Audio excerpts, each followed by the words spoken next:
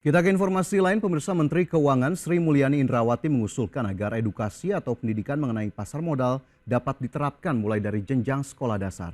Menurut Sri Mulyani, pemahaman tentang pasar modal yang diajarkan sejak dini dapat meningkatkan literasi keuangan generasi muda dan mendorong diversifikasi tabungan masyarakat ke pasar modal.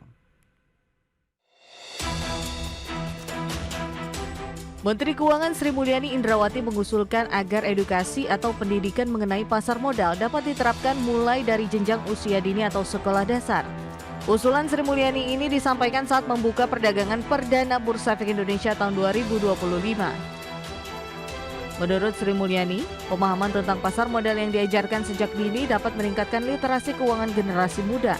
Menurutnya, edukasi dini bisa menjadi langkah awal untuk mendorong diversifikasi tabungan masyarakat ke pasar modal.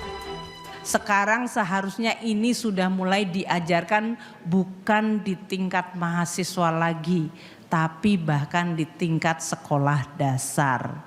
Sehingga mereka menjadi getting familiar with dengan bursa efek.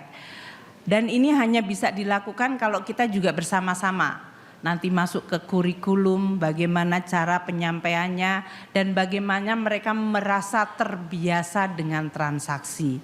Tentunya kalau masyarakat sudah mulai mendiversifikasi tabungan dan menciptakan pendalaman, kita juga bertanggung jawab, Pak Mahendra, untuk agar saham-saham yang dijual belikan adalah saham-saham yang sehat. Sementara itu, Otoritas Jasa Keuangan menyambut positif usulan Menteri Keuangan yang meminta pendidikan pasar modal dapat diterapkan mulai dari jenjang usia dini atau sekolah dasar.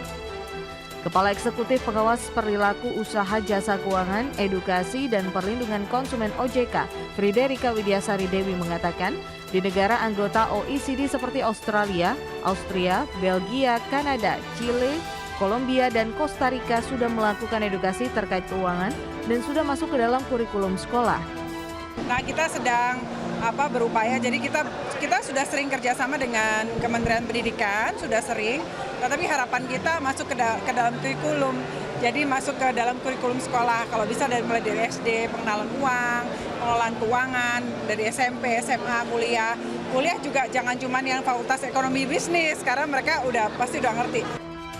Untuk itu, ia pun berharap OJK bersama kementerian dapat melaksanakan kurikulum tersebut secepatnya dan dapat dijalankan pada tahun 2025 dengan berkolaborasi bersama Kementerian Koordinator Bidang Pembangunan Manusia dan Kebudayaan serta Kementerian Pendidikan. Tim Liputan IDX Channel.